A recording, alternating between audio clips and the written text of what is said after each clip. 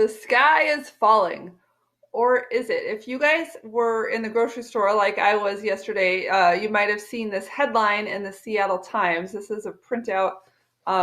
Basically, what this is saying is that the Seattle area is the fastest cooling real estate market ever. And so I just wanted to address this because sometimes it's easy to see headlines and take away conclusions. And I just want to address any panic that people might be feeling right now. So essentially, what this article is talking about is Redfin, which is a real estate brokerage. You've probably looked for homes on their site. They have looked at the stats from a lot of different metro areas, and Seattle seems to be cooling the fastest based on what they've seen. Now, this doesn't mean that it's 2008 all over again. It doesn't mean that we're in for a giant recession. What they are looking at are things like days on market changing, inventory changing, people needing to reduce prices, and those types of things. But here's something important for you to know. Looking at the data from all of King County, the median price is still at 900,000, which is where it was in 2021. So we are not like rolling back into losing all of these gains. We're just not where we were at peak frenzy, right? We had these low interest rate years. People bid up the price because people buy based on payment, not based on price. So they bid up the prices because they could. And you probably heard, everything was selling in a week. We had all these crazy bidding wars. It was really difficult for first-time home buyers to enter the market. And a lot of people got priced out because they weren't competitive in that type of environment. So that was happening. It was happening. It was very frothy. And we got up to spring of 2022 this year.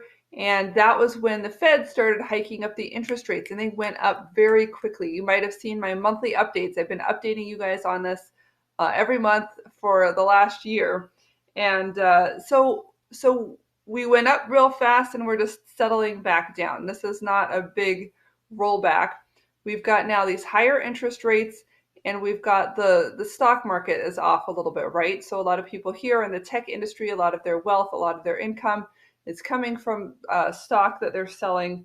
So that is affecting it. And I also did a video earlier this month about affordability, which is low right now. And really, essentially what this comes down to, again, like I said, people buy on payments. With the interest rates going up as they have, people have lost about 30% of their buying power. So maybe they, for the same home that used to cost $3,000 a month, now it's going to cost them $4,000 a month. And if you're a first-time home buyer, especially, you're right on the brink of being able to afford that, you might have gotten knocked out of the market.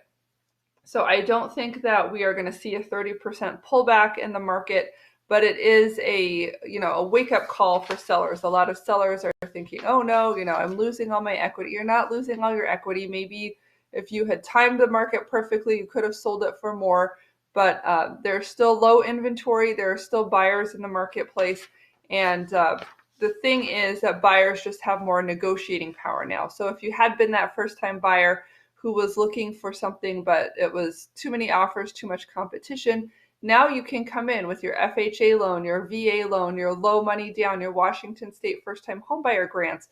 You can ask for help with, $10,000 toward closing costs, all those types of things to help you be stronger. And if you're worried about monthly payments, I want to talk to you about how to buy down your interest rate for the first couple of years. You can do that yourself.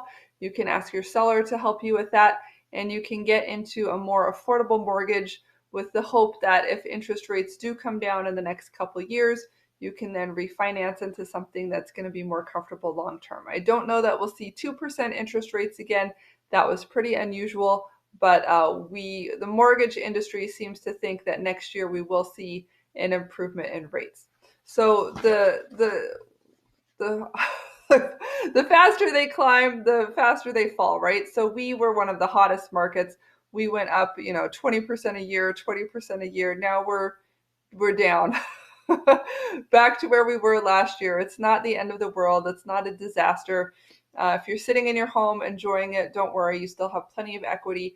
And if you're buying, now you have more buying power. If you had sold, I wish that you had sold last spring, but there's nothing we can do about that now. The question is, where are we going from here? There's contradictory forces as far as some people think inflation will cause prices to go up. Some people think recession will cause prices to go down. But keep your eye on interest rates and inventory. Those will be the indicators of where the market's going. I'm happy to talk to you about that in more detail. You can reach me at homeproassociates.com if you've got more questions. This is Emily Cressey, HomeSmart Real Estate. Thanks so much for watching.